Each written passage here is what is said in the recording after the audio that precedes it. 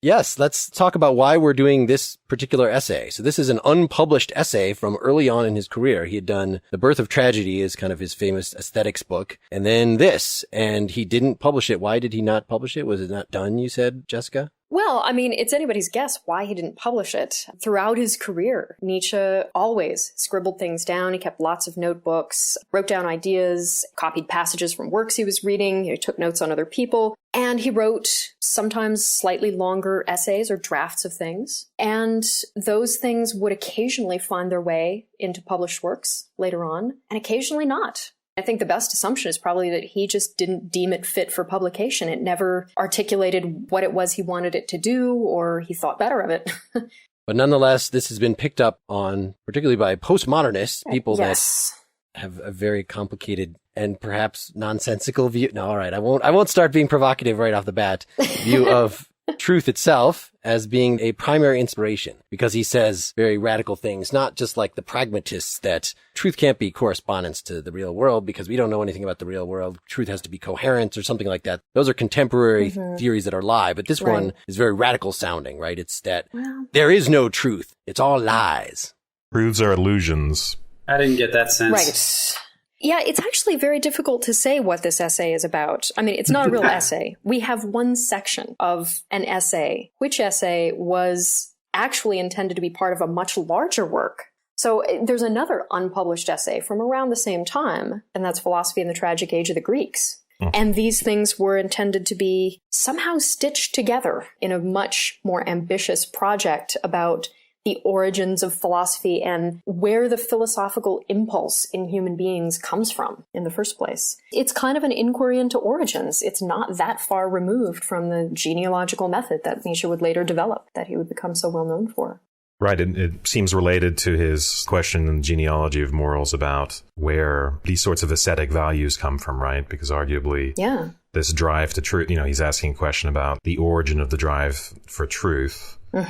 When our intellect is sort of designed to deceive us. So it seems counterintuitive that we would ever develop this drive in the same way that it seems counterintuitive that we would ever develop other sorts of aesthetic values. It's reminiscent of the later question in the genealogy of morals. I guess it's the extra moral version of it. Right. Say what you mean by the extra moral there. In this particular essay, truth in the extra moral sense, originally, Nietzsche suggests, just starts when human beings collect themselves together into societies, recognize that there are things they want and they got to get stuff done, and it's easier to do that with other people than alone. And out of this primordial almost situation, language somehow emerges as a tool for just getting stuff done. And this is just a page or two into the essay. What he calls the first laws of truth are just kind of conventions. They're agreements between people. We're going to use this sound or this phoneme to designate that kind of thing. And it just facilitates our practical advantages. We develop signals one another, things like,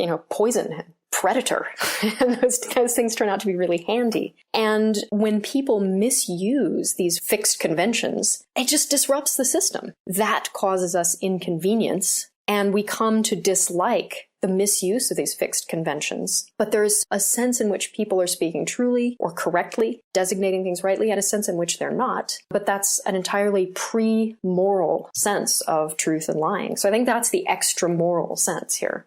He says, man out of need and boredom wants to exist socially herd fashion. Right. Requires a peace pact, and he endeavors to banish at least the very crudest war of all against all from his world. And this peace pact brings with it something that looks like the first step toward the attainment of this enigmatic urge for truth. We want to get along together. Right. So we're going to have this notion of truth by which we line up what other people say with what we say to each other, and making that kind of lining up. And also with our own experience and judgment of the world through our own perceptions, which would seem to me like two kinds of correspondence. And it seems to be emphasized here that correspondence is primarily one that's solely rooted in language. And I'm just wondering if I'm misinterpreting it or why that's the case. It begins with the avoidance of harm and pain, right? Because untruth through, let's say, fraud or something like that can lead to harm. And that's essentially what we're initially trying to avoid. Truth comes on the scene in this extra moral sense. Right. So there's sort of a utilitarian beginning. The translation I'm looking at is Briziel's translation. What he says in the beginning is it's sort of a Hobbesian moment. There's a kind of contract, there's a peace treaty, he says, that brings in its wake something that it appears to be a first step toward explaining this puzzling truth drive. And that's Nietzsche's puzzle. Through this entire essay, and I would argue through his entire career, one thing that Nietzsche cannot let go of is the question why on earth we have placed such an inestimably high value on truth when it's clear that it's not always good for us.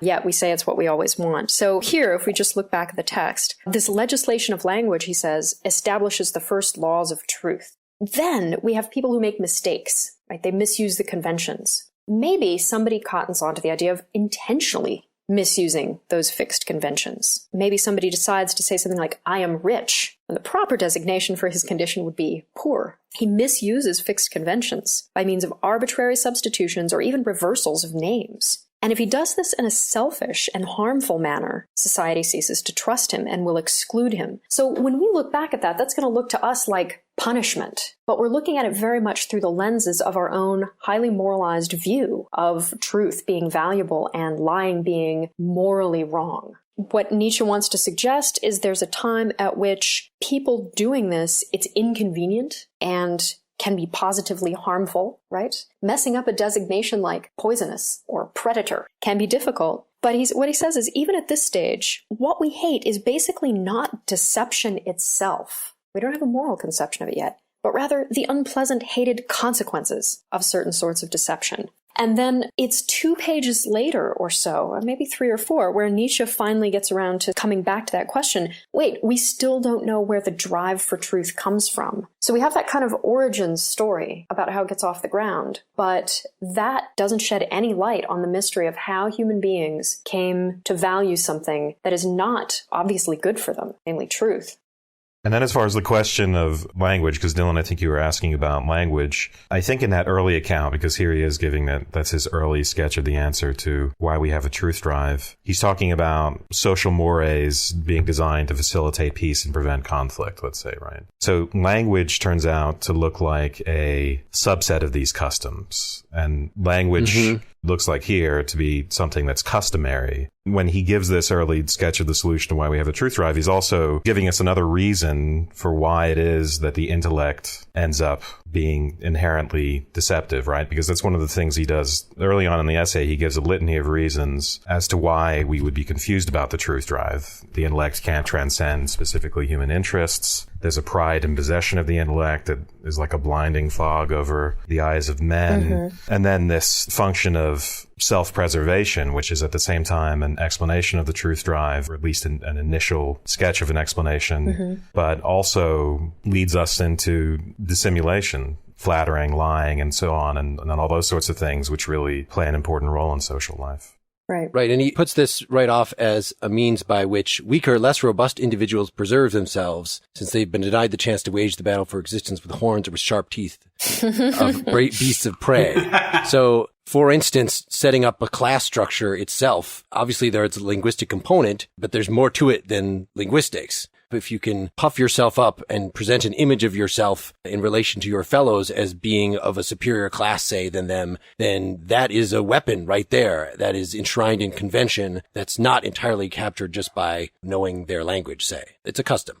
Yeah, so this initial truth drive actually leads to dissimulation because it leads to people's manipulation of it. So what are we driving towards when we have a truth drive? That seems to be different than talking about what we mean by truth. So in this case, the drive for truth means what is truth in this particular case? What is it that we're driving towards? Because it sounds like, again, this notion of truth is radically social. So it becomes a convention, which would make it distinct from something like being correct. Right. Well, at least we think it does. I think when Nietzsche talks about the truth drive here and later in his published works, the will to truth, what he's talking about is the simple fact that philosophers and scientists, as 2 chief representatives of this view, take themselves to be pursuing truth. It's the goal of all their activity. It's what their life work is oriented towards and something they place value on. So it's actually a moral position, right? So there's the truth drive. We think we want truth, some sort of accurate picture, an accurate representation of reality, ideally an objective one. And then there's our actual situation. which doesn't seem to be conducive to getting that, and which in fact seems to be facilitated by a lot of deception and illusion. Let me try to phrase my question a different way. Okay. You could say, I really aspire towards the beautiful. And you could talk about the question and the problem of why do I have this aspiration toward the beautiful? And you would also have the, seems to me, separate question of what do you mean by the beautiful in that you aspire towards it? Those are two different things. And I'm asking us to sort out a little bit is when Nietzsche is talking about the drive to truth, what is entailed in that term truth for him in this case? What is he saddling the philosophers and the scientists with doing? Because it seems to me that amongst them, they might have different criteria for what it means to have truth, to identify it as true, even if they all have a drive to truth. They might have that all in common, but what they identify truth as might be very, very different. Okay. I guess I just don't see him doing an operational deconstruction of the term truth in terms of the methods of the various sciences to get at the truth. That he thinks that he's starting this with a fundamental thing that we think that we know what we're talking about, we think is basic. And one of the ways of approaching that is to say, yeah, well, you think you all have the urge for truth, but look, scientists and painters, you all have different methods of breaking this down. That would be one way to approach it. And he does end up eventually talking about the difference between, say, scientists and artists. But from the start, it seems like he's sort of talking about this as if this was something that we take right now to be a fundamental drive of man. You know, there's probably authors in particular that he's reacting to that were saying, we all want to know, and that's where all religion comes from and all this stuff. And he's trying to turn that around and give it a more, I would say, a Freudian twist. Of course, Freud was taking from Nietzsche, not the other way around. But to say, no, there's got to be some other, assuming that we are animals and we are the way we are because of evolution, why would we have this seemingly counterproductive drive? Because really, illusion, according to his analysis, is beneficial to us socially. And it's one of the key strategies that we have developed to not only get ourselves to survive as individuals, but then to consequently structure the whole society. It holds society together, these shared fictions. So he's asking, why do these philosophers think that the drive to truth is a fundamental human drive when pretty obviously that shouldn't be the case? So he's trying to puzzle out the motivations.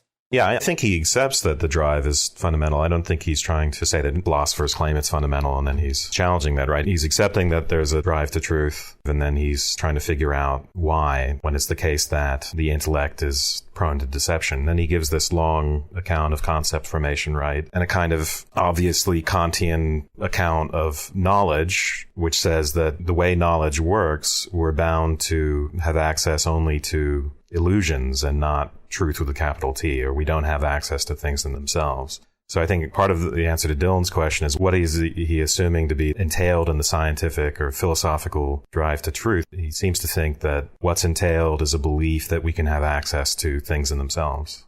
That makes a big difference, it seems to me, when you want to call truth an illusion, right? What you mean by truth there, it makes all the difference in the world, how you understand if it corresponds, what you see, your perceptions give you direct access or not, and what kind of qualifications you would make to that, and what you mean by concept. It may be that talking about the drive to truth, it utterly doesn't matter what you mean by truth. Maybe there are two different questions here. So, Dylan, you asked your question a minute ago, and then when Mark was talking about truth a minute ago, it struck me that I think you might be talking about a couple of different things. So let me go back to Mark, and then I'll get back to Dylan. So, Mark, when you said that you don't really see Nietzsche deconstructing the concept or giving us a real analysis of the concept of truth. In operational terms. He's giving an analysis of the concept of truth, but he's not saying what you thought was a unified thing of seeking truth is actually going to be very different according to what job you have or something. Well, I mean, I don't think he has any analysis of the concept of truth here at all, at least none that's original to him. One of the irritating things about the reception history of this essay has been that everybody thinks that Nietzsche's got a theory of truth and knowledge, and that he thinks truth is impossible and knowledge is unattainable for human beings, and that this essay shores up those views. And one of the reasons for thinking that that's not the case is that there is no definition of truth here, but there are a lot of provocative statements about truth, and one of them is that philosophers and scientists, Nietzsche suggests, take themselves to be pursuing truth, but he's skeptical about the value that they place on it. This essay actually is about the value of truth and knowledge, not about truth and knowledge. So then, Dylan, it seems like what you were asking was, well, look, when he tells us that, say scientists or philosophers have a conception of themselves as pursuing truth, we've got to be able to cash out what he thinks they take themselves to be pursuing. What is the philosophical notion of truth that Nietzsche is so suspicious of the value of here, right? Yeah, so personally, I think it's this. And it starts out from the point about language, but it doesn't rest there. Human beings have a mode of representation. The way we represent the world to ourselves is linguistically. That's how we construct our representations and convey them to other people.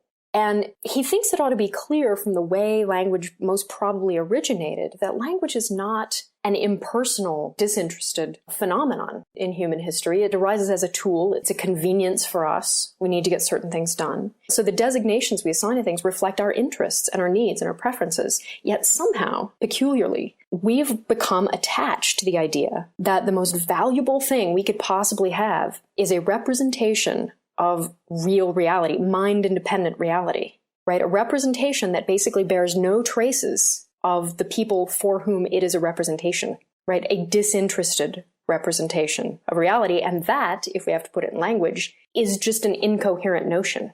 So I think the idea of truth that he is suggesting philosophers and scientists go after, and that is a contradictory impossibility for us, is objective truth, or the kind of truth that we often associate with objectivity or disinterestedness. That would be the long, short answer to your question. It's objectivity. The section on language is kind of brief in comparison to the amount of time he spends on concept formation. It's very brief, but it's interestingly the most famous and most quoted part of this essay. Let's read the quote. All right, well, we're either talking about something I have on page 84, that truths or illusions which we have forgotten are illusions, right? The passage from which that comes, I think, is probably the most famous. What then is truth? Nietzsche says. A movable host of metaphors, metonymies, and anthropomorphisms. In short, a sum of human relations which have been poetically and rhetorically intensified, transferred, and embellished, and which, after long usage, seem to a people to be fixed, canonical, and binding. Truths or illusions which we've forgotten are illusions. They're metaphors that have become worn out and have been drained of sensuous force, coins which have lost their embossing and are now considered as metal and no longer as coins. And at that point, he's already into his talk about concepts. And when he uses the word metaphor, I don't think he's simply using it linguistically, because he talks about the idea of let's say an image or a sound being a metaphor for a nerve stimulus. Right, but etymologically, a metaphor is a transference. So metaphor sort of has two uses in this. One is in our typical linguistic sense, and then the other, he's using it in a kind of metaphorical sense when he talks about concepts. So we're talking a lot about truth. I don't want to forget what Jessica mentioned early on, that he starts off the essay talking about knowledge. And there's a strong connection between the concept of knowledge and the concept of truth, as far as Nietzsche is concerned. And really, knowledge is what gives human beings a sense of self-importance. It's sort of the vehicle of egotism, or of our sense of our place in the natural world, if you will. And it's that maybe haughtiness that deceives us about what the value of actual living is. So, Mark, when you mentioned the comment about we don't have horns and fangs, so we can't actually do things, he's trying to make a point about how what we do is we use our intellect to dissimulate, and that essentially the activity of rationality is in itself a substitute. It's intended to take the place of actually doing and being in the world in kind of an active, willful way. And so I feel like this discussion about truth and the idea of building up concepts is all built on that edifice of him trying to show that the way in which human beings use their rationality and use their intellect to create a representation of the world is really a substitute for something that I imagine he would think would be more important, more primary, something like that. And that somehow undergirds this whole discussion. So exertion of power is the thing that's the way he put it. We don't have claws, so we have to use this. Well, at the end of the essay, he contrasts the life of the intellect versus an aesthetic life. And I felt like it was fairly clear in the early part of the essay that we substitute this idea of truth with a capital T as some sort of privileged access to things in themselves or to the real world, when in reality, what it is kind of a social convention that's about trust. Truth is really about a social convention that allows you to say, that somebody can be trusted or not trusted. And at least in that sense, already we've deceived ourselves about what the point of truth is in the beginning, because we believe we're accessing some sort of truth with a capital T, or real things, real states, real objects, real entities. But also it's the fact that it has this moral overtone that Jessica mentioned. That way of reading it, though, commits Nietzsche to an awful lot of statements about what truth is. It really just is a social convention, or it really just is this or that, and he doesn't have any such notions. It's not his task here to give us a metaphysical or semantic analysis of truth or the truth concept. Well, he's not analyzing, but he certainly has something he's carrying around with it, right? I think what he's doing is he's putting his thumb on what we take truth to be and the value we put on it, and he's criticizing that. He has no positive view to advance here. Really? So you're saying he's wound up in a bunch because everybody else, and that is he's clearly exactly wound up in a how I bunch. put it. Yes, Nietzsche was clearly, if anybody, was wound up in a bunch. But everybody else thinks that truth is getting at the thing that is in itself, and that everybody else is just too blind to see that that's not what truth is. And furthermore, that's not what I think it is either. I'm not going to tell you what it is, because I don't think it has anything to do with the thing in itself. He's not wringing his own hands. He's just wagging his finger. I think he is wagging his finger. And I think he's wagging his finger only at a certain kind of pretension that he discovers in human beings. His job is to expose that. But I don't think that he's not that sort of the Socrates that some of our students get the impression of, the guy who's got all the answers, but he's playing his cards close to his chest just because he's a jerk. He really has a view. He knows what piety is, but he's not going to tell anybody just because he's stingy or mean. I don't think he's a jerk, because it seems like he knows something, but isn't being forthcoming. And that would be annoying. But I don't think that Nietzsche has that. He's not being forthcoming about it. What Nietzsche's after is exposing just the tremendous conceit, the sheer vanity of the human animal, and how incredibly self-impressed we are. We have this tremendous pride in our own intellectual faculties, and Nietzsche thinks a lot of this is really silly. And one of his philosophical tasks here and throughout his corpus is to remind us that we're animals, kind of vain little animals, but we're animals. But if there's anything positive here, I think there's, again, in this long account of the way concepts falsify the world, right?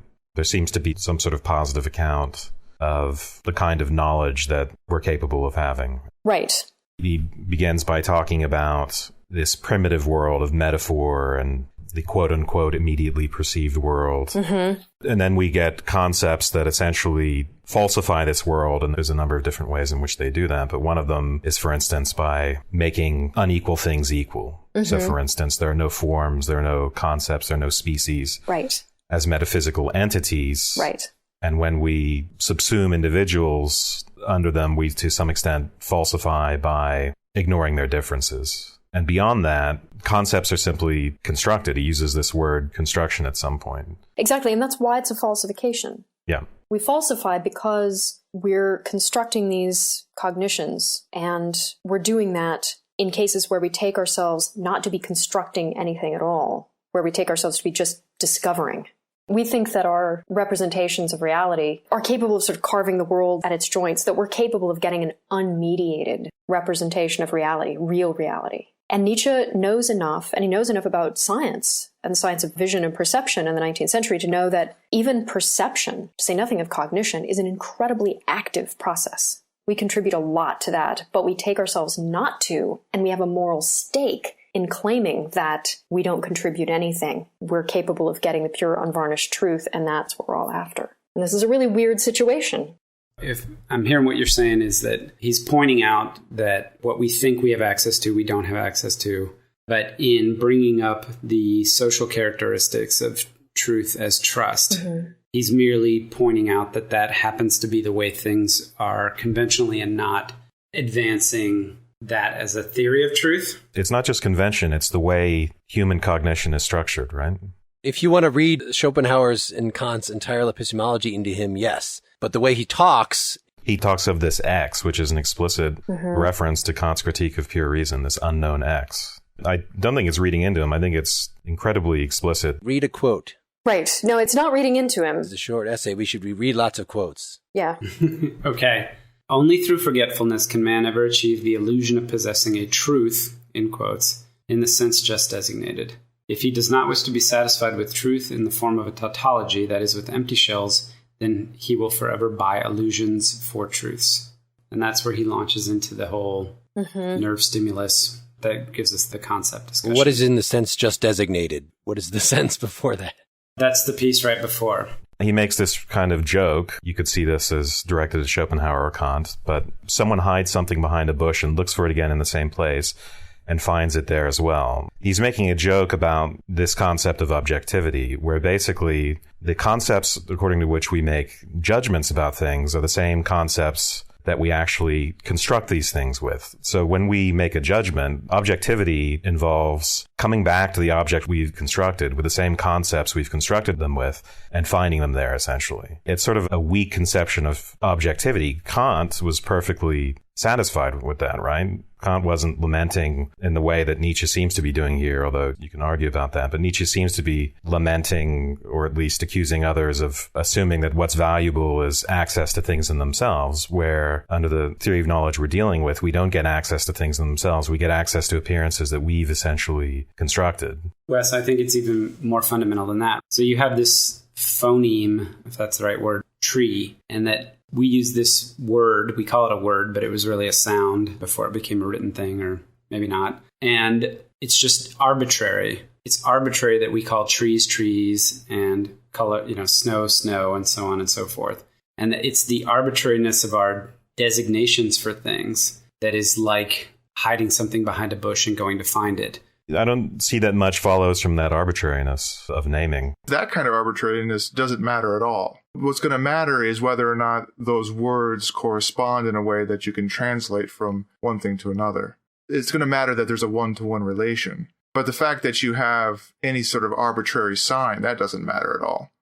I mean, that's a really weak objection. If that's really the content of the objection, that we call it a tree or blue or red is arbitrary, that's really weak. I doubt that he means it that way. And he's not giving the more subtle, potentially Saussurean point that it's not just that we've chose tree or arbol, it's the fact that we could call this thing a tree where that's the object, or we could call a clump of trees, make that the basic object tree, or we could call the tree plus the surrounding grounds. Like, do you consider the roots part of the tree? That kind of arbitrariness in the way we carve up in the world in the first place. He doesn't even seem to be making that point that I saw. That is his point. Yeah, the carving up. Yeah, we've somehow forgotten, as we were designating things, that words reflected, they're not completely arbitrary. Maybe it's a poor translation, maybe contingent would be better. What we forget is that when we make these designations, they reflect our interests, right, and our needs. They're not totally random. They're calculated, but they're calculated to reflect our interests. And so as Mark was just saying,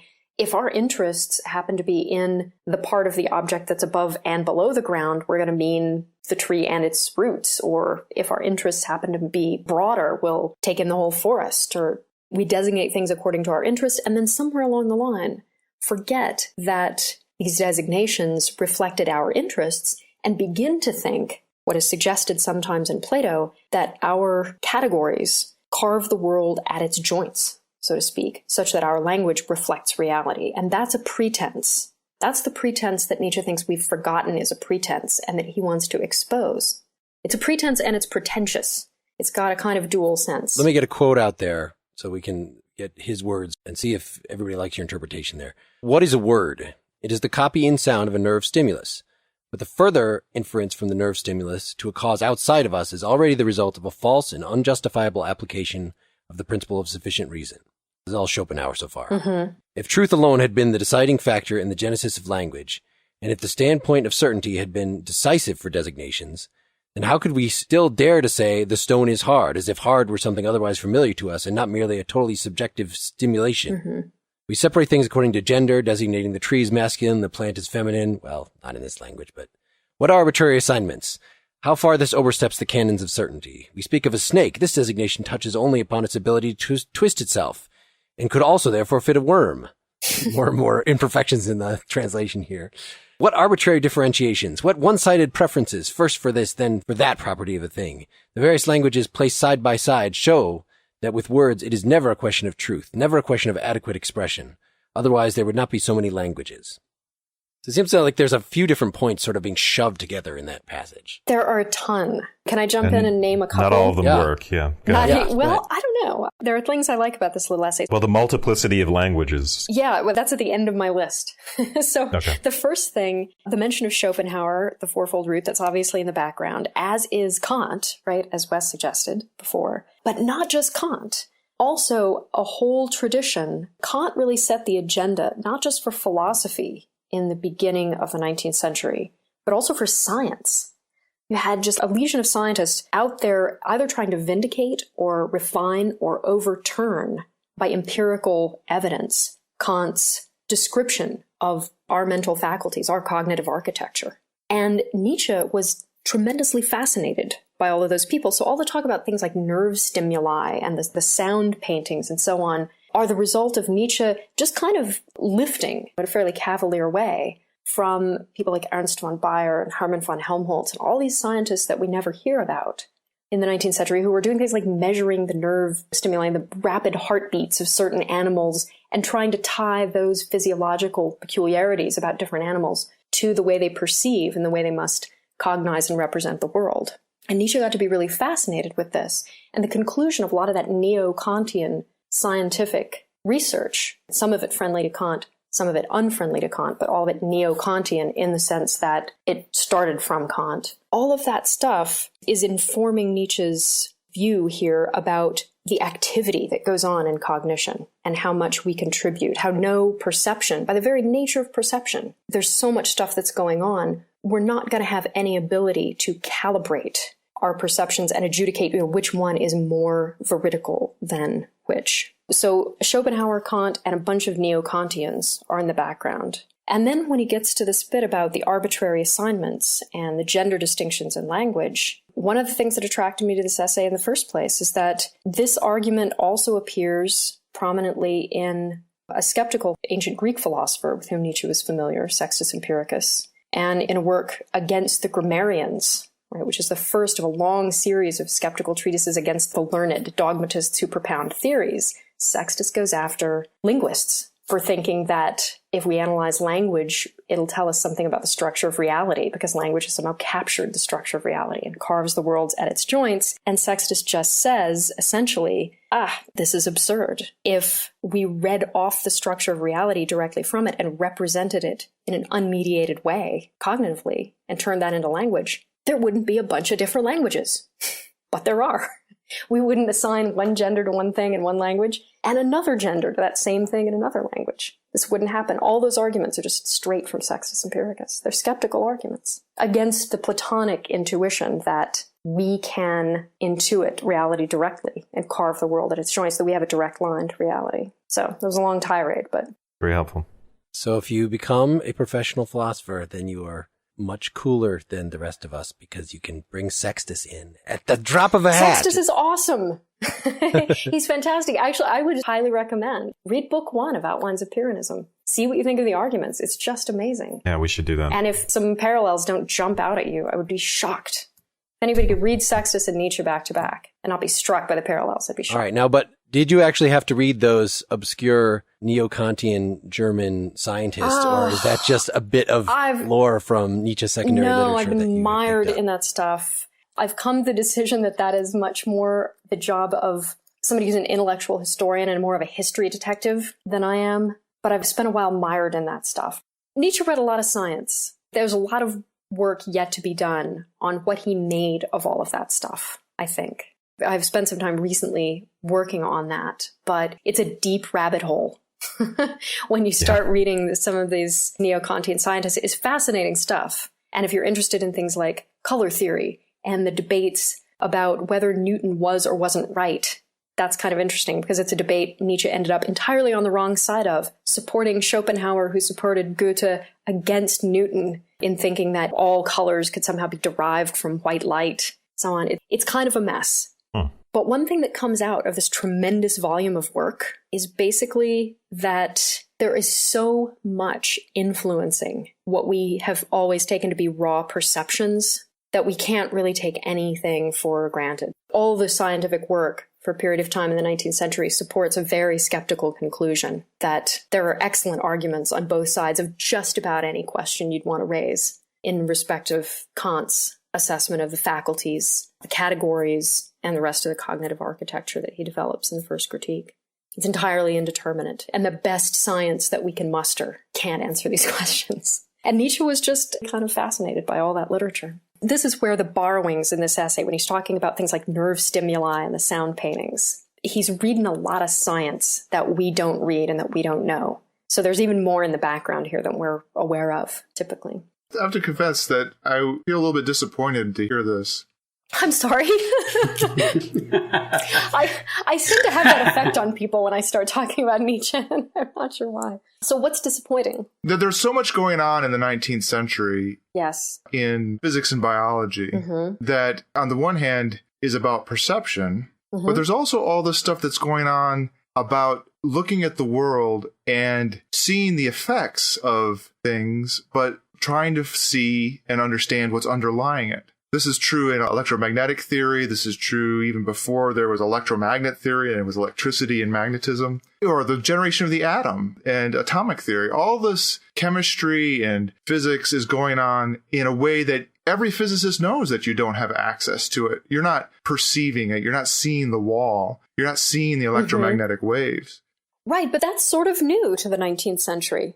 Faraday's 1830. I understand that it's new, but that's why I'm saying I'm kind of disappointed that maybe he just didn't talk to or wasn't clued in to this part of what was raging through science at the time. Are you saying that scientists didn't have the pretense of getting at the nature of reality, let's say, or at things in themselves? They simply didn't have that pretense? I'm saying they didn't have that pretense in the sense of what they see right before their eyes is the nature of reality. I'm not sure that that's the claim, though. The principle of least action, the notion of energy, it's trying to understand what the world is, and there being a correspondence of your experiments that you will be seeing the way the world is, yes.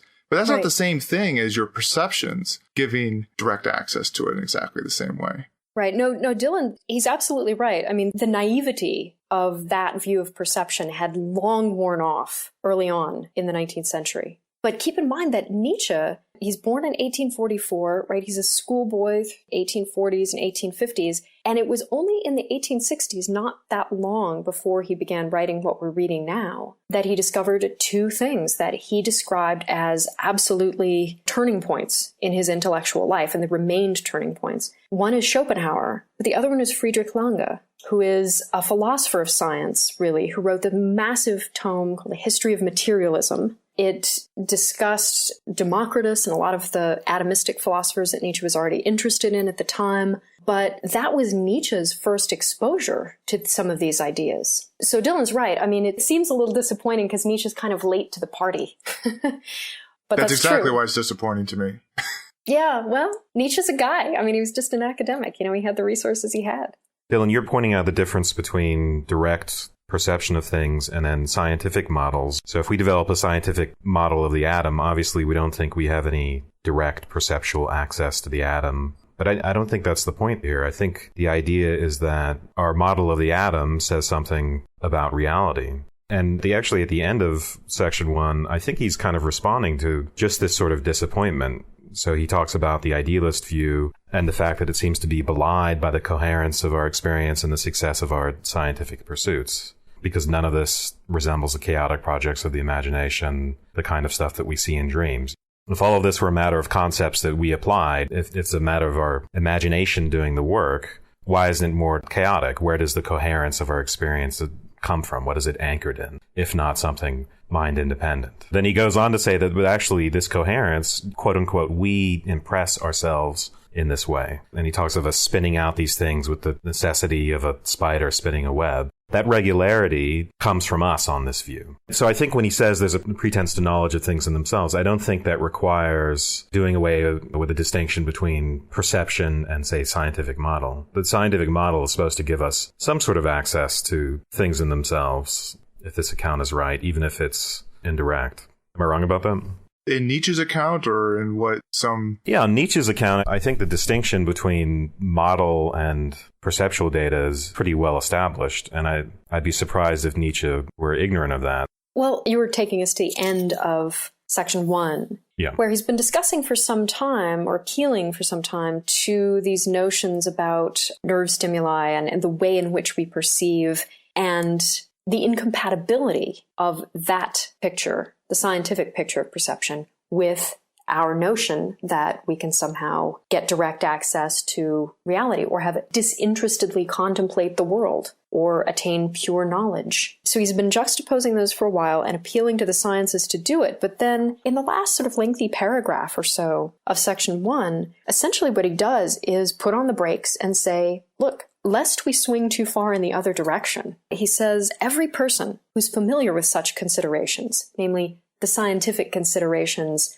according to which our perception and cognition is very active and structures a lot of what we do, all these people have no doubt felt a deep mistrust of all idealism of this sort, just as often as he has quite clearly convinced himself of the eternal consistency, omnipresence, and infallibility of the laws of nature. He's concluded that so far as we can penetrate here, from the telescopic heights to the microscopic depths, everything is secure and complete and infinite and regular and without any gaps. Science will be able to dig successfully in this shaft forever, and all the things that are discovered will harmonize with and not contradict each other. So he's been appealing to science, but as I said, before we swing too far in the other direction and think that Nietzsche is just going whole hog and saying, look, science will answer all our questions, we should just look to that, Nietzsche has a warning here against the rash scientists. They're just as rash as the philosophers when they think that their methods and activity will discover all the law-like regularities with which the world operates,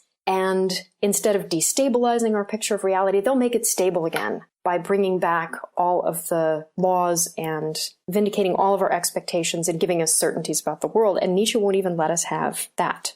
Don't go too far in that direction. Against this, he says, against this perspective on the world, the following must be said. If each of us had a different kind of sense perception, we could perceive things now as a bird, now as a worm, now as a plant. There were people who thought things about plant perception, by the way, in the 19th century, which is kind of strange. If we could perceive the world from all these different perspectives, or if one of us saw a stimulus as red, another as blue, while a third even heard the same stimulus as a sound, no one would speak of such a regularity of nature. Rather, nature would be grasped only as a creation, which is subjective in the highest degree. That, by the way, is another one of the stock modes of skepticism, something on which Nietzsche had just finished writing kind of doctoral work before he attained his position at Basel. So again, there's a skeptical argument, right? Before we just say, it's to the sciences to tell us what the true story is about perception and how much of reality we can get, he says, look, if we go too far in that direction, the scientists get just as rash as the philosophers and think they can deliver the unvarnished truths that will never change, law-like regularities. And so we have to say to both that if we had these different modes of perception, then we'd have to just suspend judgment on what the real reality is and get okay with the idea that we're just going to have what we have as human beings. Yeah, and then he goes on in this paragraph to say this regularity of nature is, in fact, the regularity of our own concept formation. Mm-hmm. So time and space and causality, these are forms and concepts that we provide. Mm-hmm. There's a distinct echo of this, by the way, in Beyond Good and Evil 22, where he says, look, the physicists have this bad mode of interpretation. They think that nature just has this law-like regularity. Well, supposing somebody came along and said, it's all just will to power all the way down. What then? And then he just ends with that question. And the idea is like, well, there'd be no response to that what then, because there's no meta-level position from which we could adjudicate whether they're right or the will to power hypothesis is right. Well, it's just a crappy question, right? From a scientist's point of view, someone comes up and says, is it just all the will to power then? From a scientist's perspective, they just say, what do you want me to measure, right? You're going to have me measure will to power? And he might just laugh at you and say, well, of course I don't want you to do that. And you're just revealing yourself to not understand what I'm talking about. And the scientist is sitting there saying, well, but you clearly don't understand what science is about. If you think you're being provocative by saying the world is will to power all the way down, how are you going to show that? Well, I think this question of whether Nietzsche is right in his characterization of scientists, I mean, that's kind of a historical question that's beyond our scope here. But Dylan, you seem to be making scientists out to be early pragmatists in their approach to the truth. Well, I think this is an interesting question about scientists, if and when they moved to being more pragmatic, or if they were always very pragmatic. and how much of that was in experiment versus in something like theory. I mean, it's hard to see that there isn't fundamentally a very, very pragmatic bend to it when you have scientists willing to revise what they think is true, or at the very least, learn something and say, well, that's not true, and go on to revise it again. And so you have this simultaneous expectation that there is access to the world in some way that will be revealed in repeated experiments and so forth, but that you can change your conception of it. So both those things are going on at the same time. I don't think the fact that scientists are defeasiblists would be enough, right? The idea is that we're getting closer to a truth with a capital T. We're making progress towards it, at least. At least for contemporary science, my impression from reading, say, a Steven Weinberg in the New York Review of Books or other contemporary scientists who are also writers, often they seem to adhere to a much more naive realist position when it comes to science and science's access to reality. They don't seem to be sophisticated pragmatists about it. Right. You as a particle physicist, Dylan, are not going to be typical of all the different levels of scientific description. Right. Anybody who has to deal with uncertainty quantum theory is going to, it's going to have a little more philosophic sophistication. Well, but I also suspect there's actually a pretty wide scope of disposition in this respect. Yeah. Even within the sciences, and probably differences among, broadly speaking, big disciplines in science, between physics and biology, and even different branches of each of those. How pragmatic they consider themselves and not. Someone like Hawking will just call himself a Platonist. I don't even know if he's right about his own interpretation of himself in that respect. And there is a big difference between the very, very mathematical theorists and experimentalists. That's getting a little bit off topic. I just was... Tie it back. Well, tie it back or drop it. Go. I think we might be ready for section 2. Well, there was one part about what Jessica just read that he's talking about relations, and he seems to be making the point that one thing that's happening in language and in science and in our truth-seeking in general is that we're always building on relations, that they're always tied to one another, and they maybe are having this kind of game amongst themselves, but are never really getting at the essence of things and the things in themselves. And that they, in fact, can't, because they're not, in the end, tied to or related to the thing in itself, or things in themselves, the world as it really is, or reality, but are all just sort of tied together in either consistency or human-based rationality, and that there's something else out there. And that, I think, is an interesting idea. I've been trying to figure out, what would you mean about the world that you could have access to that was not amenable to the principle of non-contradiction? I'm not saying that it doesn't exist, but I'm just wondering, is it even articulable in such a way that I can say that it's there? There? This is what it would mean. If it's based on language and based on relation, somewhere along the line it's going to come down to the principle of non-contradiction. Yeah. This is not like that in the same way, in the same mode, and so forth and so on. Right. I like to think that Nietzsche is on board with Aristotle. This is something some of you will remember, Jim Hankinson, Texas, who I believe called Aristotle's argument for the principle of non-contradiction the only successful transcendental argument in the history of philosophy. It just said that you can't express opposition to it coherently. People who dispute it are little better than vegetables. You can't get anywhere talking to them. And so I think that's right. I think Nietzsche takes it for granted. You can't get anything off the ground without it. And Nietzsche doesn't dispute it. He has no reason to. He doesn't dispute it, but he questions the values of those sorts of truths, right? He talks, I think, of empty husks here and tautologies.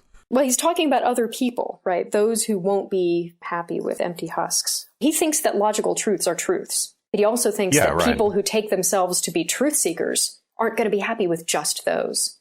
They want, in addition, a bunch of truths about real reality. Unless we think Nietzsche is a relativist or sort of subject to self-contradiction, we have to say that there's some sort of basic theory of truth right there, right, which rejects. He doesn't have to have a theory of truth. Not a developed theory of truth, but there's some implicit conception of truth which doesn't commit him to self-contradiction. Right, absolutely. But it doesn't have to be a full-blown metaphysical, and it explicitly isn't. So he's arguing against this deeper metaphysical realism, which is not to say he's a relativist. Right. I mean, all he wants to say, let's make it back to Dylan's point, all he wants to say is that we have these conceptions of reality, we have these perceptions, and they're ours. And insofar as they're our perceptions and our representations, They're interested because we're creatures with interests. But nevertheless, what we seem to want is a disinterested representation of reality, and that is just batshit crazy, right? And that's the fundamental insight Nietzsche thinks diagnoses a real sickness in human beings. So that's the urge to truth. We want what we cannot have. Yeah. We want not only what we don't have, but what we can't have. Well, we want something that doesn't make any sense given the facts on the ground. Yeah, exactly. Well, it's a kind of transcendent urge, right? It's related to this. And that's why it's ascetic. Urge Nietzsche talks about elsewhere, to sort of transcend the conditions of life, to go under the root of things, because there's a power to that. Yeah. If this is an examination, as you were saying earlier, Jessica, not of truth as it is as a philosophical concept, here's my theory of truth, but truth as we use the term, I think he sees it as a pretentious term. Yes. It's the semantic fact, reflective, of course, of this deep individual and group psychology of us wanting this consistency, this objectivity. But then it's interesting on top of that he leads off the entire essay by telling this description of how small we are. I'm so happy you went back to that. Yes. In the scheme of things, once upon a time in some out-of-the-way corner of that universe, which is dispersed into numberless twinkling solar systems, there was a star upon which clever beasts invented knowing. That was most arrogant and mendacious minute of world history, but nevertheless it was only a minute. After nature had drawn a few breaths, the star cooled and congealed, and the clever beasts had to die. It sounds like the beginning of a Douglas Adams novel, actually. I'm most indebted not just to this essay, but to this translation, Briziel's translation, because it's the thing that allowed me to open my own book on Nietzsche with the phrase, once upon a time, which I was just sort of happy about. Fantastic. But yeah, it's incredibly deflationary. I see leading off with that, though, as presenting our smallness. He's presenting it dogmatically, as we are animals. This is a fact about the thing in itself. I don't know, whatever. But he's saying... Right, well, it depends on what we mean by dogmatically. There is right in my own purposes in writing this, I'm Nietzsche speaking, I have as one of these, I don't know, he's not setting it up as this is my interest to describe us as small or something, but that he's victim of the very thing that he's criticizing, of this push for objectivity, because that's exactly what belittling the subject and pointing out the fact that our whole race is only existent for a blip in the eternal, that's exactly what that's pointing out. And not only that, I mean, one might invent a fable like the one you just read. Nietzsche continues, and yet he would still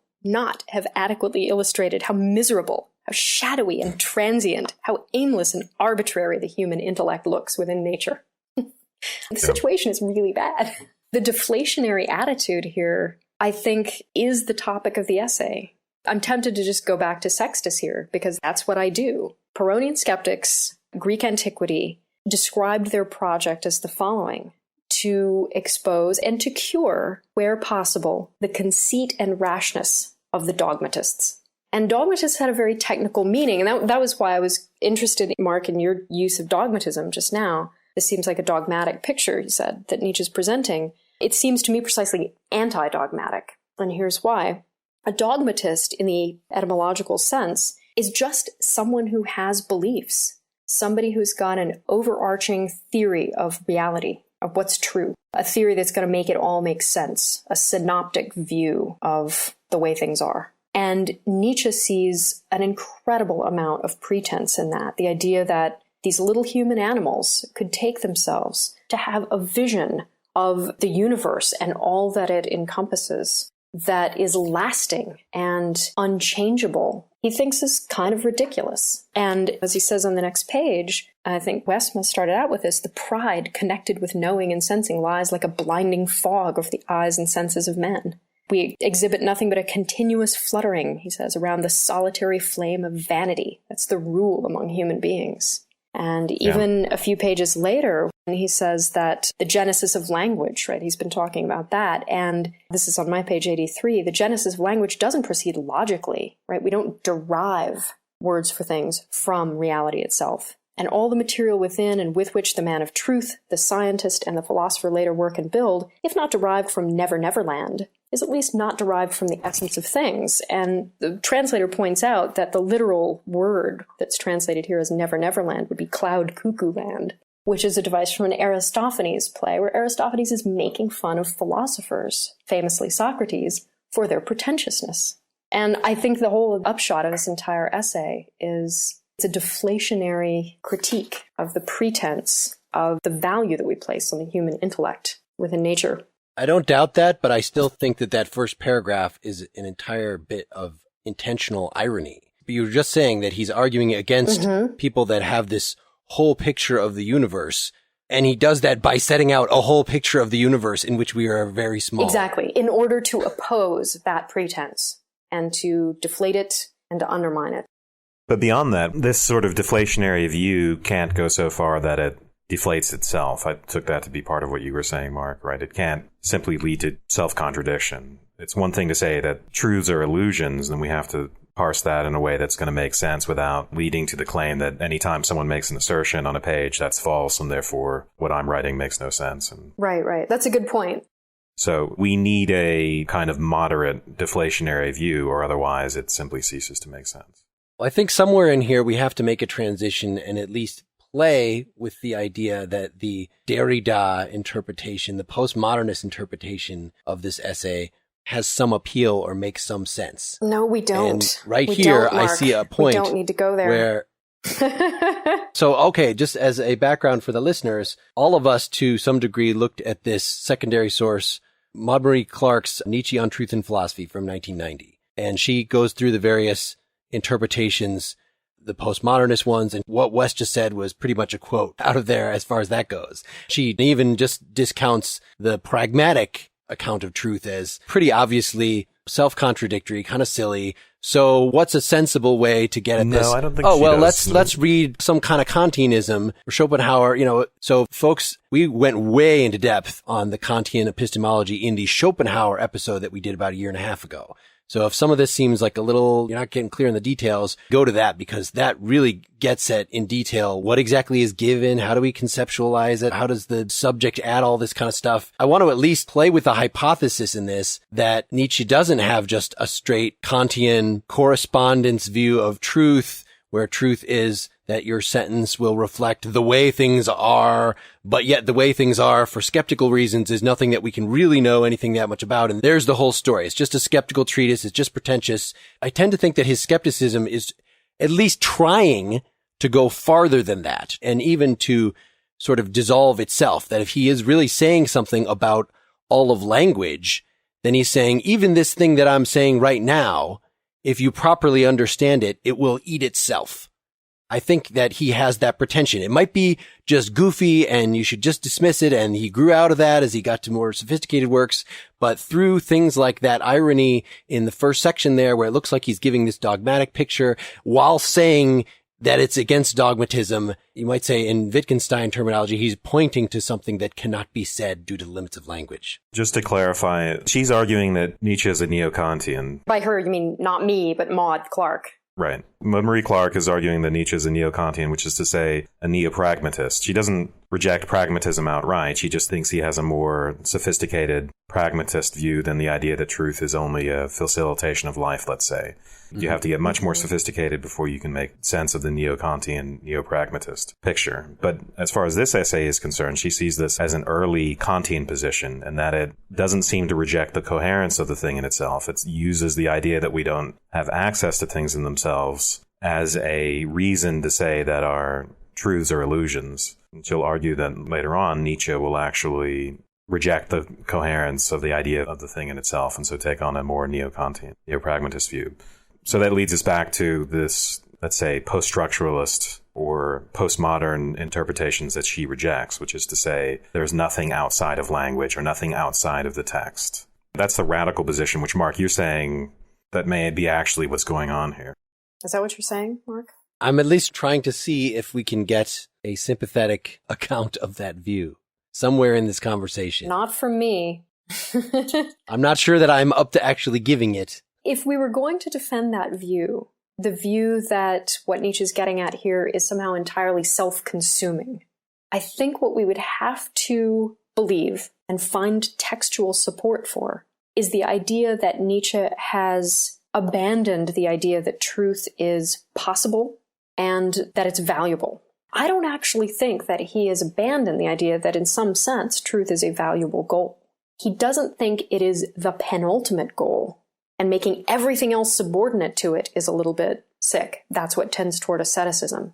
But Nietzsche describes himself throughout his philosophical works as a seeker of knowledge and of truth. He never gives that up. Moreover, keep in mind that this is being written by a philologist.